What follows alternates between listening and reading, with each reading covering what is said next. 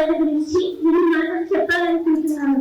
భువనేశ్వరి గారు అందరికీ ఒక ఆదర్శం. ఆమె మాజీ ముఖ్యమంత్రి ఎన్టీఆర్ గారి కుమార్తె మరియు ప్రస్తుత ముఖ్యమంత్రి నారా చంద్రబాబు నాయుడు గారి సతీమణి. భువనేశ్వరి గారు మనకు 3 ముఖ్యమైన విషయాలు నేర్పుతారు. ఒకటి, కష్టమైన గుణం. హెరిటేజ్ కంపెనీ ద్వారా వేలాది మహిళలకు ఉద్యోగాలు ఇచ్చి ఆడవాళ్ళకు ఏదైనా సాధించగలమని చూపించారు. 2, సహనం. కష్టాలు వచ్చినప్పుడు కూడా నవ్వుతూ ధైర్యంగా ముందుకు వెళ్ళాలి. 3, కుటుంబం మరియు సమాజం. ఫ్రెండ్స్, మనం కూడా క్రీడల్లో చదవడంలో సరైన పట్టుదలతో ఉండాలి. చదువు, సేవ, ఈ 3 గుణాలు మనలో ఉంటే మనం కూడా రేపటి భువనేశ్వరి కాగలం. Good.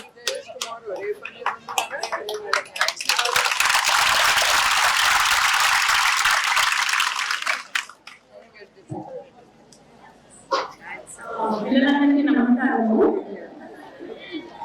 ఇవాళ మేము సిఎంసి నుంచి వచ్చాము. సో మా ఫస్ట్ ఏం చేస్తామంటే, ఇప్పుడు మీరు స్కూల్లో నేర్చుకునేది సబ్జెక్ట్స్ అని నేర్చుకున్నారు కదా, ఇది మ్యాజిక్ బాక్స్ అని మేము ఒక కొత్త బాక్స్ చేస్తున్నాము. ఇవాళ మనం కథ చెప్తున్నాం కదా, సో ఇలాంటి కథలు ఉంటాయి. సో ఈ కథల వల్ల మీరు ఏం నేర్చుకుంటారు అంటే, అందరితో ఎలా మంచిగా ఉండాలి, అదంతా సంతృప్తిగా ఎలా ఉండాలి అనేది నేర్చుకుంటారు. అలాగే దాంతో పాటు మనం మాట్లాడుతున్నాం కూడా మన భారతదేశం డెమోక్రసీ. సో డెమోక్రసీ గురించి అంశం కూడా కొంచెం చెప్తాను అన్నమాట ఈ మోస్ ద్వారా.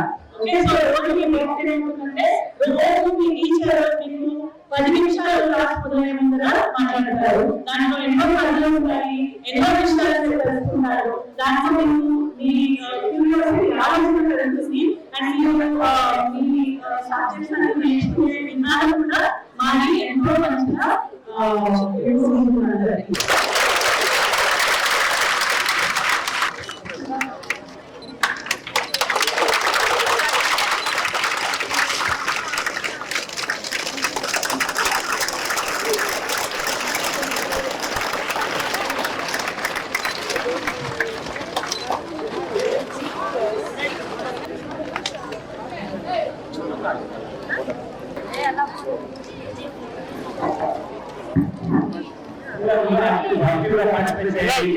పిల్లలందరికీ నా నమస్కారాలు. మీ అందరికీ తెలుసు మీ ఎడ్యుకేషన్ మినిస్టర్ ఎవరు చెప్పండి? Very good. అట్లానే మీకు తెలుసు కదా, చంద్రబాబు నాయుడు గారు పిల్లల కోసం తల్లికి వందనం అనే పథకం తీసుకొచ్చారు. ఎస్, దాని ద్వారా మీ తల్లిదండ్రులకి చాలా రిలీఫ్ వచ్చింది. ఆ పథకాన్ని మీరు చాలా చక్కగా ఉపయోగించుకుని మీ భవిష్యత్తు కోసం మీరు ఆలోచించుకుని మీరు బాగా మీకు ఏమి ఇష్టమో దాని మీద మీరు ఫోకస్ పెట్టి బాగా చదవాలని నేను కోరుకుంటున్నాను. మీ భవిష్యత్తు మీ చేతిలో ఉంటుంది. అర్థమైందా? దాన్ని చక్కగా తీర్చిదిద్దుకుని మీరందరూ ముందుకెళ్ళాలి. ఇక్కడ చదువు అయిన తర్వాత మీరు ఇంటికి కూడా వెళ్ళి తల్లిదండ్రులకి ఏమి పని చేయగలరో చెయ్యాలి మీరు. అర్థమైందమ్మా? అండ్ ఈవెన్ బాయ్స్, ఓకే, ఇక్కడ పని అయిన తర్వాత, ఇక్కడ చదువు అయిన తర్వాత మీరు ఇంటికి వెళ్ళి మీ నాన్నగారికి ఏమైనా సహాయంగా చేసి మీ హోంవర్క్ అన్ని అవజేసుకుని మీ టీచర్లు కూడా మీకు చదువు చెప్పాలంటే వాళ్ళకి సంతోషంగా ఉండాలంటే మీరు బాగా ఫోకస్డ్ గా చదువుకోవాలి. అర్థమైందా? So all of you all బాగా చదువుకుని మీ జీవితాల్లో పైకి రావాలని నేను కోరుకుంటున్నాను. మీ జీవితాలు మీ చేతిలో ఉంటుంది. మీ భవిష్యత్తు గురించి ఆలోచించి ఆ 15,000 మీ కుటుంబానికి మీకోసం అందజేస్తున్నారు.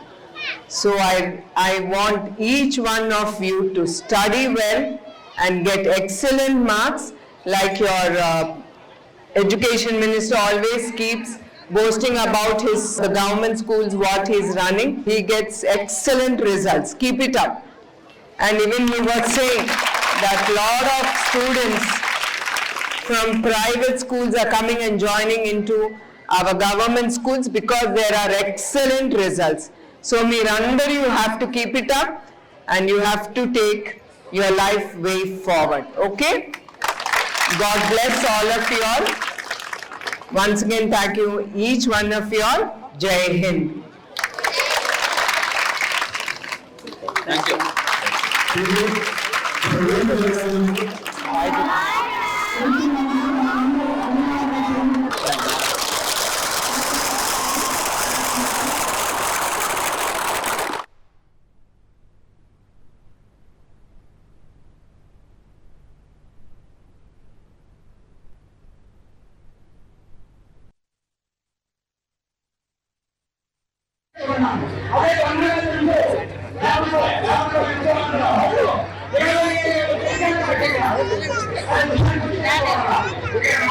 நல்லா இருக்கீங்களா இல்லையா?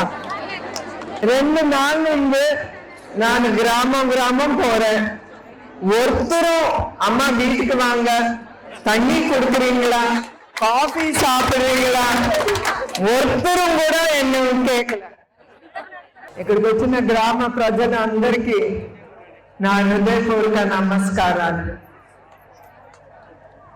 మిమ్మల్ని అందరిని చూసి మీరు ఇచ్చిన ఆహ్వానం చాలా సంతోషమైంది.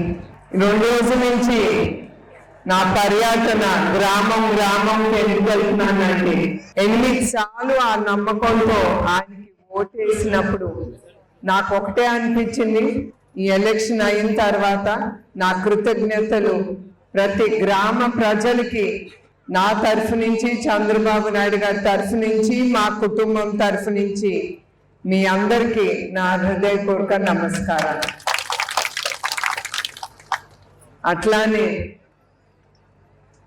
మీ చంద్రబాబు నాయుడు గారు మన నాయకుడి గురించి నేను ఎక్కువ మాట్లాడక్కర్లేదు, మీ అందరికీ తెలుసు.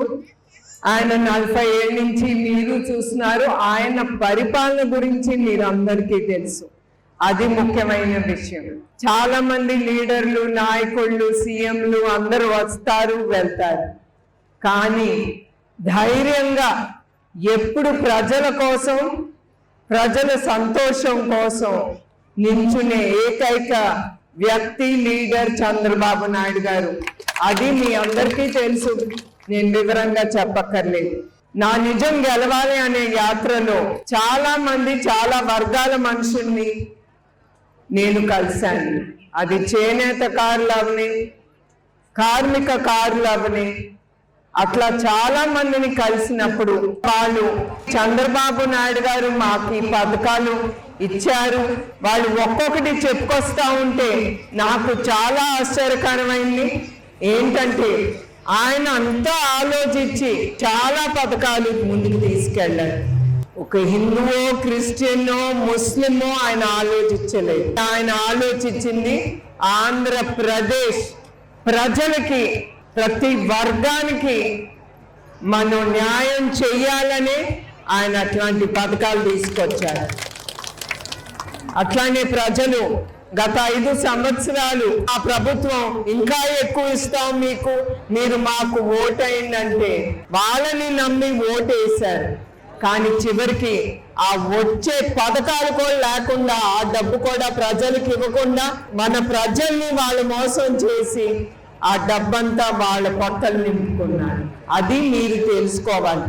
ఇప్పుడే కాదు, వచ్చే ఎలక్షన్లో కానీ ఎప్పుడు కానీ మీరు ఎప్పుడు మర్చిపోకూడదు.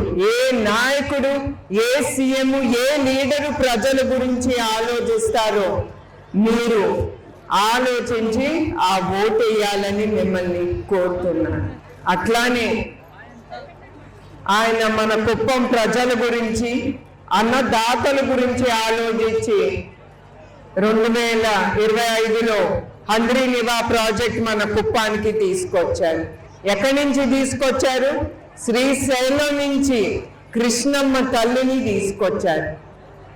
దాని ద్వారా 6,000 ఎకరాలకి సాగునీరు, అట్లానే ప్రజలకి మంచి నీరు అందజేశారు ఆ హంద్రీ నివా ద్వారా. దానికి సుమారు 3,600 కోట్లు అయింది. ఆయన ప్రజలకి హామీ ఇచ్చారు. ఎలక్షన్ ముందల తప్పకుండా ఎలక్షన్ అయినంటే 6 పథకాలు ప్రజలకి అందజేశారు.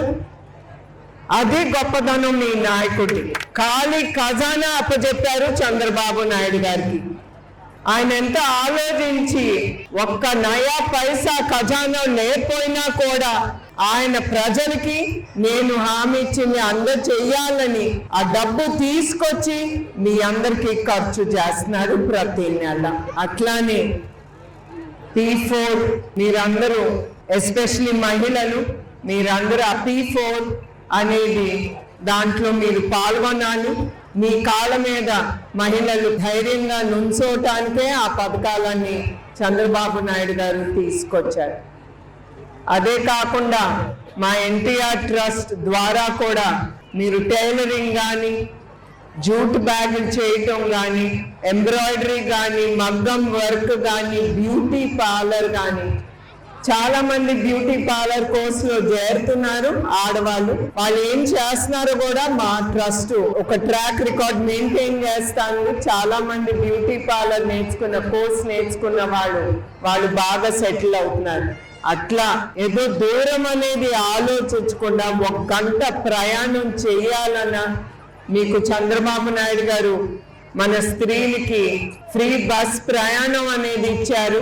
అది మీ మంచి కోసం ఉపయోగించుకుని మీకు దేంట్లో మీకు ఇంట్రెస్ట్ ఉందో మీరు ఆ కోర్స్ తీసుకుని, ఆ కోర్స్ అంతా మేమేం డబ్బు ఛార్జ్ చేయట్లేదు, అదంతా ఫ్రీగానే ఇస్తున్నాం మహిళలకి.